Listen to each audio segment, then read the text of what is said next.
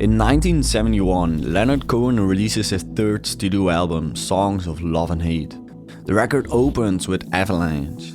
For me personally, it's such a gorgeous song and it sets the mood for the entire album. So let's take a closer look. Leonard Cohen's work typically gravitates around a few topics that are important to him, such as women, love and sex, spirituality, religion or death. These are eternal preoccupations of humankind, but he addresses them from a very personal point of view, and with Avalanche it's no different.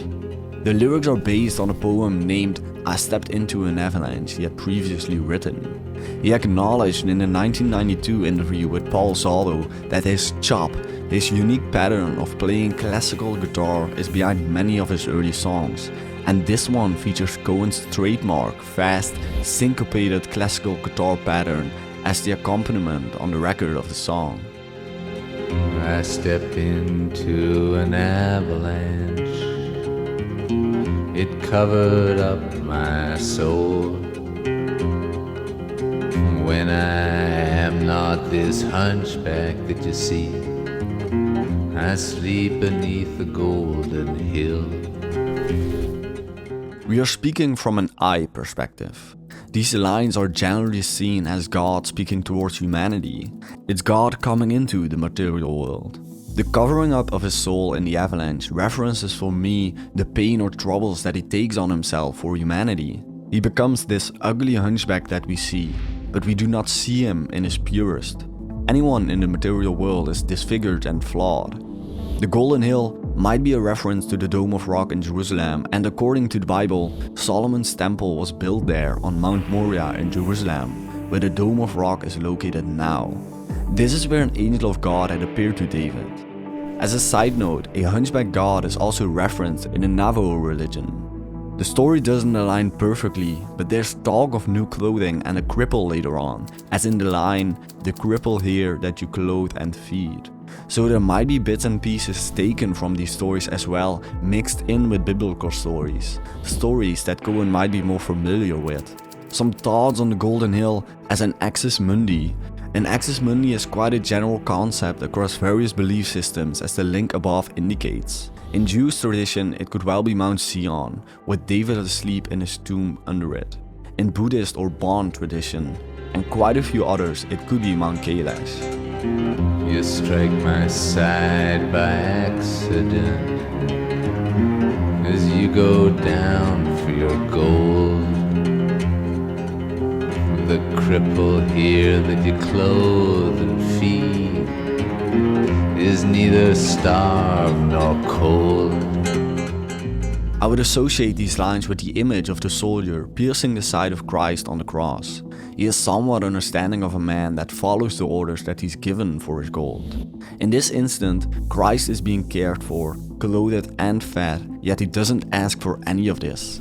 The troubles and pain that he takes on for humanity is something that he inflicted on himself, and he does not ask for your understanding, not at the center of the world.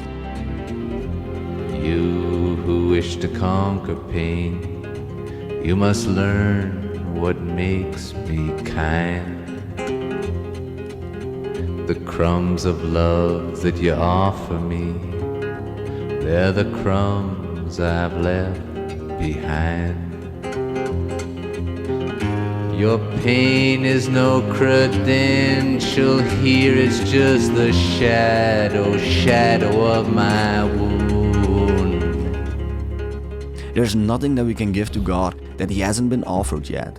In my understanding, when we are trying to fight our own demons, there are numerous ways of handling them.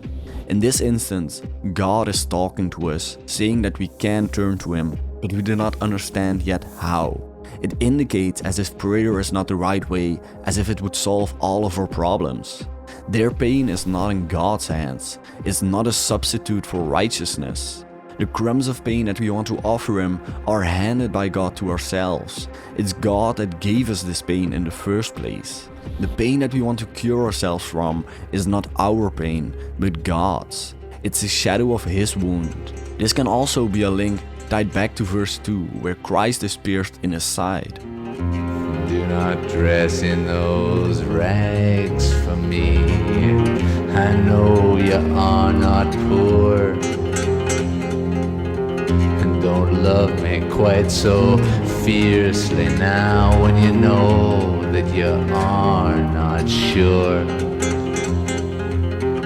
It is your turn, beloved, it is your flesh that I wear. As said before, your pain is no credential, so stop imposing suffering upon yourself. We can't try to trick God. He is on a pedestal above us. God wears our flesh. We are already one, as he too has entered the avalanche of the material world, imposing pain and suffering upon himself.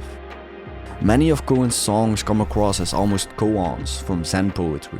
They exist to break down attempts at rational understanding, giving the song an abstract feeling, speaking to many in different ways.